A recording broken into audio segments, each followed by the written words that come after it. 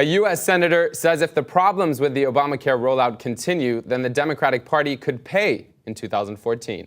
Senator Joe Manchin told CNN's State of the Union that Democrats are feeling the burden of the botched rollout and Republicans are taking advantage. He also continued his case for a one-year delay in penalties. And if it becomes such a burden, if the small businesses have a burden, if now we have the large employers kicking in and their plans are changing, and you know, all of our working unions are having some challenges. If all that doesn't come together, and that's why I keep saying, that's why we need that transitional year. Sit down and work through it. Don't force it. If that does not happen in the way you sort of envision that or outline it for us, do you think that the Democrats will lose the Senate? I'm not going to say that I think we will lose. It's going to be extremely challenging. We have some very good people who are truly there, I believe, for the right reason. They're going to be challenged for the wrong reason.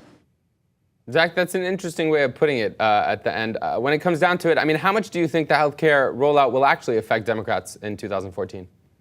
I think it depends on how much they let it be the central policy of the campaign. And when Joe Manchin makes it, you know, a central talking point on Sunday talking shows, then, you know, okay, you're gonna get in trouble because this thing was not rolled out particularly well. And somebody like Joe Manchin, it doesn't really matter that he's been sort of this moderate semi-critic of Obamacare from the get-go.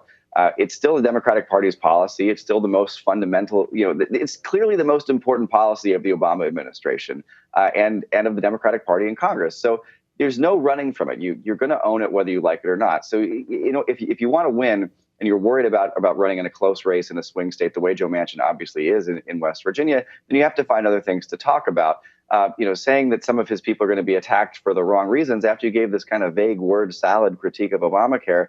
You know, he was saying, you know, we had small businesses, we had the employers, we had the unions. I mean, is there anybody who wasn't being, you know, somehow unfairly victimized by Obamacare in that discussion without any specificity whatsoever? Mm-hmm. You know, Joe Manchin's done some pretty intense things. When he joined with Pat Toomey, one of the most conservative senators in the Senate, to push for stricter background checks to make sure criminals and people who are mentally ill can't get access to handguns. He actually got a pretty good boost in public opinion support for that, even though the bill didn't make it anywhere. I think he's got to talk about things like that instead of focus on things that haven't gone well for Democrats.